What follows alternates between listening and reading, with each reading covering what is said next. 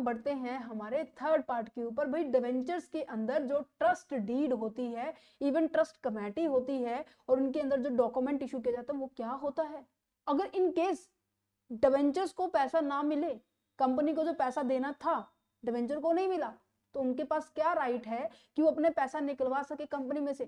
तो उनके पास काफी सारे राइट है, देखते हैं आगे। तो ये कहते हैं कि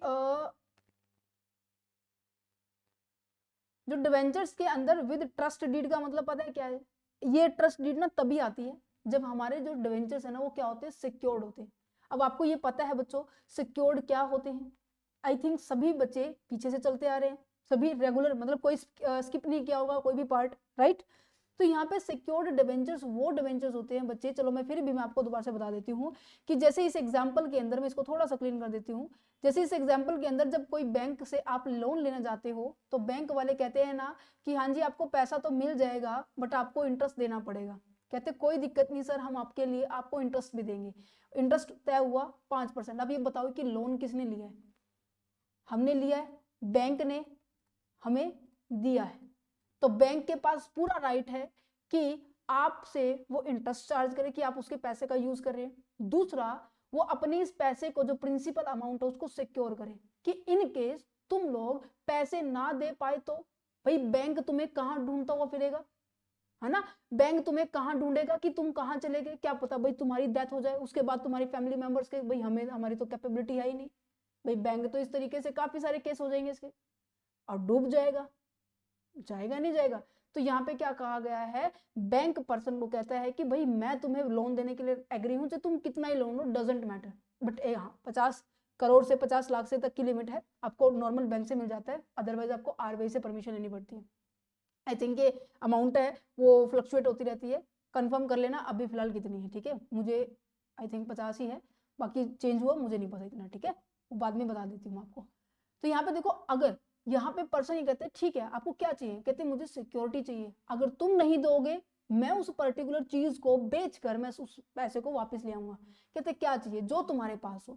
उसने कहा कि भाई मेरे पास तो एक फैक्ट्री है, या फिर ऐसे कह सकता है कि भाई मेरे पास तो गोल्ड है, मेरे पास कुछ भी हो सकता है, बट उस जो जितना लोन लिया ना उससे थोड़ा सा ज्यादा होना चाहिए। इसकी 5 लाख का लोन लिया है तो 5,50,000 रुपए होने चाहिए कम से कम उस पर्टिकुलर चीज की आइटम। कहते ठीक है, इतनी तो मेरे पास ये क्या है, वैल्यू है। उसने कहा ये लो। 2 साल के बाद ये कहते हैं कि लो भाई बैंक, तुम्हारे 5 लाख इंटरेस्ट में तुम्हें रेगुलर देता रहा था, है ना, और अब मैं ऐसे करो जो मैंने तुम्हें एज ए सिक्योरिटी दिया था वो मुझे वापस दे दो। कहते थैंक यू, अब मैं तुम्हें वापस दे दूंगा, कोई मुझे डर नहीं है। ये तो सिंपल केस हुआ। इन केस अगर तुम इसकी डेथ हो जाती है या फिर ये भाग जाता है, ये पैसे देने के लिए कैपेबल नहीं है, बैंक कहते तुम गए ना, फोन उठा रहे ना, तुम्हारे घर पे कोई है, तो बैंक ने क्या किया, इनको इंटीमेशन दिया, 1 महीने तक वेट किया, देन उसके बाद क्या किया, इसकी जो भी इसके पास सामान आया था उसको उसने क्या कर दिया, सेल कर दिया, और उससे पैसे जो जनरेट हुए थे उससे अपना लोन को कवर किया। ठीक है, समझ में आ रहा है, ओके। सेम इस तरीके से अब देखो यहां पर आ जाती है कंपनी। कंपनी ने क्या किया है, कंपनी ने पैसे रेज किए हैं, इन्वेस्टर से पैसे रेज किए हैं। अब इन्वेस्टर को भी तो सिक्योरिटी चाहिए ना कि कंपनी हमारा पैसा वापस दे देगी भाई। तो इस सिनारियो में यहाँ पर कंपनी क्या करती है, ये फैक्ट्री हो गई, कोई भी मशीनरी हो गई है, किसी भी तरह का इक्विपमेंट है, ठीक है, कंपनी क्या करती है, इनको एज ए सिक्योर करवा देती है, इनको डॉक्यूमेंट सबमिट करवा देती है। जैसे कि यहाँ जो भी पैसा अरेंज करेगा ना उसे सिक्योरिटी देनी पड़ेगी। अब यहाँ पे कंपनी अरेंज करिए, इसे सिक्योरिटी देनी पड़ेगी अपने डिवेंचर्स होल्डर्स को। कहते ठीक है, अगर कंपनी कैपेबल नहीं हुई तो क्या करने वाली है, वो इसको सेल आउट करके अपना पैसा, वही बात है, रिसीव कर लेगी, राइट। तो यहां पर बीच में एक डीड बन जाती है कि ट्रस्ट बन जाता है, ट्रस्टी डीड होती है, जो उस एक मैं ये बोल सकती हूँ कमेटी होती है जो इनके बीच में एक एज अ मिडिल मैन की तरह काम करती है। ठीक है, ये बताती है कि अगर कंपनी डिफॉल्ट में हो जाए, इंसॉल्वेंट हो जाए, तो ये जो थर्ड पार्टी है ना ये आपको हेल्प करेगी आपका पैसा कवर करवाने के लिए। इस तरह की एक डीड बनती है। डीड कुछ नहीं है, जस्ट एक डॉक्यूमेंट है, एक विश्वास का पात्र है जो कि डिवेंचर्स के साथ होता है, डिवेंचर्स होल्डर्स के साथ होता है। It means the company issue the secured debenture, ये देखो सिक्योर्ड डिबेंचर्स के केस में होती है, it create a trust deed to the protect the debenture holder, कि डिबेंचर होल्डर्स को प्रोटेक्शन मिल सके, कि जो कंपनी ने पैसा अरेंज किया था वो कंपनी नहीं दे पा रही, तो जो सिक्योर्ड आइटम्स है उनको सिक्योर्ड कोलेटरल सिक्योरिटी है उसको सेल आउट करने में ये मदद करती है। ठीक है, ये एक ऐसा लीगल एग्रीमेंट है जहां पर कंपनी और ट्रस्टी मींस की थर्ड पार्टी है, वो क्या करती है, थर्ड पार्टी कोई भी हो सकती है, बैंक भी हो सकता है, फाइनेंशियल इंस्टीट्यूशंस भी हो सकते हैं, बीच में कोई भी हो सकता है, जो कि आपके और आपकी कंपनी के बीच में एक एज अ मीडिएटर काम करती है, लिंक बिठाती है, और इसके ये हेल्प करता है इस पर्सन को पैसे वापस दिलाने में।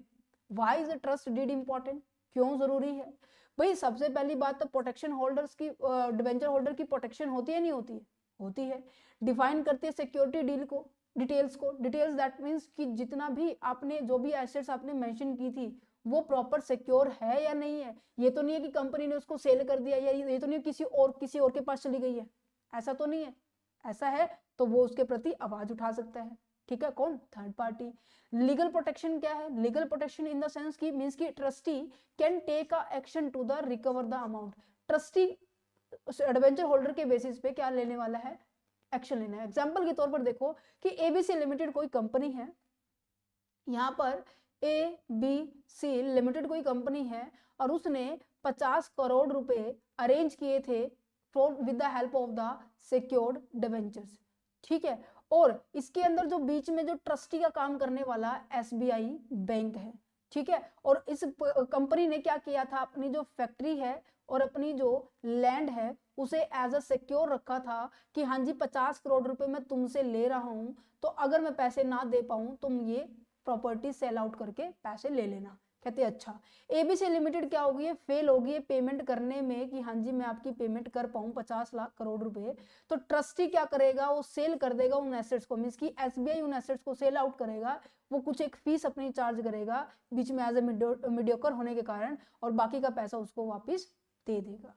समझ में आया? अब इसमें देखो क्या क्या चीजें होती है, मींस की कंटेंट क्या होता है, बीच का जो सब्जेक्ट मैटर क्या होता है। देखो अब आपको क्या नजर आ रहा है, कंपनी कौन है वो बताएगी, कौन सी एसेट्स है जो एज सिक्योर रखी वो भी आएगी। ठीक है, डिबेंचर्स कितने शेयर के लिए किया था वो भी आएगा, कितने पैसे इसको देने थे क्या पता है, कभी काफी सारे डिबेंचर्स हो ऐसे, किसको कितना देना है वो सारे आएंगे, कौन ट्रस्टी है वो भी आएगा, इवन उसका एड्रेस, उसकी लोकेशन, ये सारी चीजें आएंगी। हर एक पर्सन की मतलब कि कहते हैं कि पूरा ब्यौरा आने वाला है। तो title of the trust deed क्या है, मींस की जो ऑफिशियल नेम है कंपनी का, और ट्रस्ट डीड क्या है वो बताई जाएगी। Detail of the issuer, issuer that means जो आपकी कंपनी है। ठीक है, information about the company issuing the debenture, जो डिबेंचर इशू करने वाली कंपनी है उसका हर डिटेल होगा जैसे प्रोस्पेक्टस में होता था।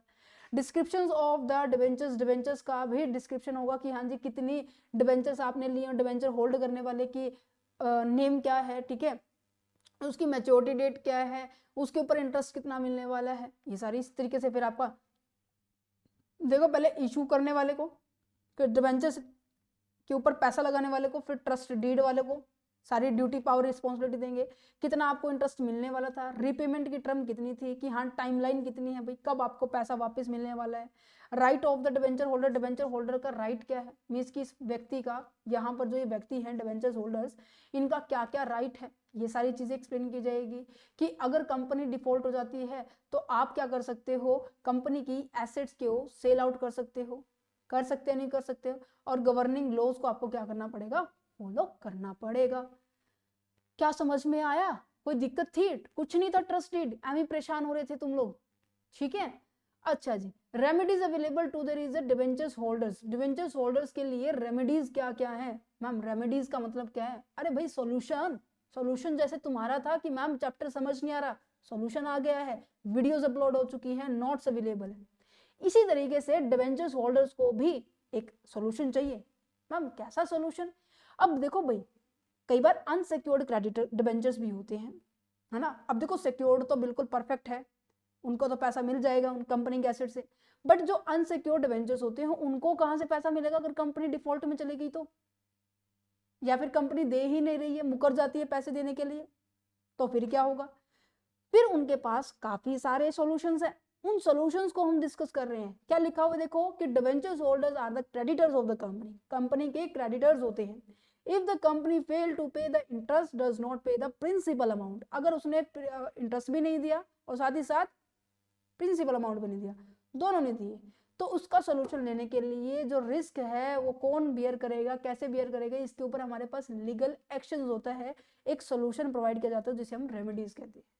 ठीक है, हम क्या कर सकते हैं, कोर्ट में केस फाइल कर सकते हैं।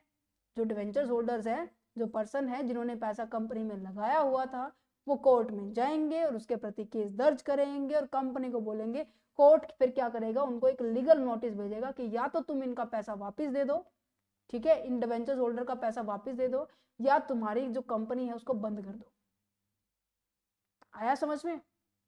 ये कर सकते हैं। Sale of the secured property, अगर कोई पर्सन सिक्योर्ड था उसकी प्रॉपर्टी से, जैसे अभी तक हमने ऊपर डिस्कस किया, तो वो क्या कर सकते हैं, जो भी सिक्योर्ड प्रॉपर्टी थी उसे हम क्या कर देंगे, सेल आउट कर देंगे और उससे आएगा मनी, मनी से हम क्या करेंगे, अपनी recovery. Simple. If the debentures are secured the trustee can be sell the pledged assets, जैसे कि लैंड, मनी, बिल्डिंग जो भी है, और उससे मनी को रिकवर कर लेंगे। एग्जाम्पल पढ़ेंगे, बहुत आसान सा। Appointment of the receiver, receiver का मतलब क्या है कि ये एक लीगल अथॉरिटी होती है, ये कोर्ट के द्वारा अपॉइंट की जाती है, जो कि हेल्प करेगा डिबेंचर को कि हाँ जी कंपनी से पैसा कैसे निकलवाया जाए, वो आपको सोल्यूशन देगा, जो कुछ ना कुछ आपको कार्रवाई करके देगा ही देगा। समझ में आ रहा है कि a receiver is a legal person appointed by the court and the trustee to take the control of the company's secured assets. ठीक है, the receive manage the receiver manage and sell the assets. Receiver क्या करेगा, means की जो person है जिसको court ने appoint किया है, वो इनकेस चलो कंपनी कंटिन्यूस लेवल पे चल रही है, बिल्कुल परफेक्ट वे से चल रही है, कोई दिक्कत नहीं है, तो वो इसका भी काम करेगा कि हाँ आपकी जो एसेट्स जो आपको एज अ सिक्योर किया गया था ना, उसके ऊपर निगरानी रखे कि कहीं कंपनी बेच ना दे। ठीक है, the receiver manage and the sell the assets to repay the debentures, debentures को रीपे करने के लिए। क्लियर है? अच्छा, नेक्स्ट जाता है कि company wind up of the company, winding up of the company. अच्छा, जो मैंने आपको ऊपर बताया, या तो आप इसका पैसा वापस दे दो या अपनी कंपनी बंद कर दी। अब पैसा वापस दे दे तो कंपनी एज इट इज चलती रहेगी, अगर नहीं दिया तो कंपनी को लीगली नोटिस आएगा, ask the court to close the company if it is unable to repay the debt. अरे भाई, जब तुम जिनसे तुमने पैसा लिया था तुम उनको पैसे देने में ही इनकेपेबल हो, तो तुम कैसी कंपनी चला रहे हो? कोर्ट ने सवाल पूछा। अगर तुम पैसा दे देते तो तुम्हारी कंपनी कंटिन्यूस चलती रहेगी, अगर अदरवाइज करो भाई बंद तुम्हारी कंपनी को। एसेट्स को बेचो तुम्हारी कंपनी को, रियलाइजेशन अकाउंट बनाओ, एसेट्स को बेच के पैसा आएगा, लायबिलिटी को पे करो, लायबिलिटी ही यही है, क्योंकि लायबिलिटी साइड में तो आते हैं क्रेडिटर्स, या नहीं आते? वहीं आते, सो सिंपल। नेक्स्ट है foreclosure of the security. यहाँ पे पता है क्या कह रहा है, if the company fail to pay the trustee और the debentures holder can take a fully ownership of the secured property. क्या आपको ये पॉइंट याद है कि अगर ये जो बीच का जो ट्रस्टी है, या तो इनको सेल कर सकता है, या तो इनको क्या कर सकता है, बेच सकता है, या फिर इनके ऊपर खुद की ही ओनरशिप लेकर आ सकते हैं ये डिबेंचर होल्डर्स। मैम ऐसे कैसे? भाई सेल करके देना मतलब कि उनको पैसों की ही जरूरत थी, पैसे ही चाहिए थे। अब उन्होंने कहा कि भाई रेगुलर पेमेंट, एक मतलब एक हिसाब किताब वाला काम देखे, तो उनको ये यही कहेंगे ना कि भाई तुम्हें रेगुलर पेमेंट करना चाहिए था, तुम्हें करना चाहिए, अगर नहीं कर रहे तो तुम हम आपकी जो भी एसेट्स है उसके ऊपर हमारा अधिकार जमा लेंगे और उसके ऊपर हम काम करेंगे। कहते सेल करने की बजाय हमने सोचा चलो उसके ऊपर ओनरशिप कर दे, हम अपना खुद का ही बिजनेस शुरू कर दे। तो यहाँ पे यही मतलब है कि अगर आप क्या कर रहे हैं, फेल हो जाती है कोई कंपनी पे करने के लिए, तो डिबेंचर्स हैं, ये जो ट्रस्टी है, holders can be take the full ownership ले लेगा उस सिक्योर्ड प्रॉपर्टीज के ऊपर, ना कि बेचेगा। ठीक है, क्योंकि selling the goods is not a good option, उसके लिए जरूरी नहीं है कि हाँ हर बार बेचना ही मतलब बढ़िया ऑप्शन होगा, उसके ऊपर ऑनरशिप भी ले सकते हैं। ठीक है, ये लो चैप्टर यहाँ पर कंप्लीट फिनिश हो गया, जहां पर हमने डिस्कस किया था, अरे कहाँ गया, जहां पर हमारा एक कंप्लीट डिस्कशन हो जाता है कि डिबेंचर्स क्या होते हैं, इसकी कैरेक्टरिस्टिक्स क्या होते हैं, टाइप ऑफ डिबेंचर्स के ऊपर क्वेश्चन आता है, बहुत बार आता है, ये ध्यान रख लेना। ठीक है, और फिर उसके बाद हमारे पास डिफरेंस के ऊपर क्वेश्चन आता है, ये भी हमने अच्छे से कर लिया है। नेक्स्ट हमारे पास क्या है, ये रेमेडीज के ऊपर क्वेश्चन आता है, कई बार डीड के ऊपर भी है, 4 नंबर में, यहाँ से ना मतलब डिफरेंट ईयर्स के क्वेश्चन आए हैं। ठीक है, सो चलो यहाँ पर हमारा ये क्वेश्चन भी हो जाता है फिनिश, सॉरी चैप्टर खत्म हो जाता है। और देन उसके बाद हम करने वाले हैं हमारा नेक्स्ट चैप्टर जो कि है transfer and the transmission of the share and debentures. Then उसके बाद डिपॉजिटरी सिस्टम, देन उसके बाद मेंबरशिप ऑफ द कंपनी। आगे हमारे कंप्लीट सिलेबस करने वाले, ठीक है। प्लेलिस्ट को चेकआउट कर लेना, आपको सारी प्लेलिस्ट मिल जाएगी। कंपनी लॉ की बैक टू बैक सभी वीडियोस आ रही हैं। इवन कंपनी लॉ के साथ साथ इनकम टैक्स हो गया, कॉर्पोरेट अकाउंटिंग हो गया, सभी की वीडियोस आपको इजिली अवेलेबल हो जाएंगी। हाँ जी, नोट्स ओके बता रही हूँ, रुको सही। नोट्स अगर आपको अगर आप इन चैप्टर के नोट्स लेने हैं तो आप वो भी ले सकते हैं। डिस्क्रिप्शन में टीम का नंबर दिया हुआ है, टीम के साथ कॉन्टेक्ट कर लेना। आपको एक लिटिल अमाउंट पे करनी पड़ेगी, वो आप उनसे पूछ सकते हैं, ठीक है। So thank you for watching this video, have a nice day. कोई डाउट है, कोई सजेशन है, आप कमेंट सेक्शन में दे देना, उनको मैं डायरेक्टली आपको रिस्पॉन्स करूंगी with in 24 hours, right. So all the very best.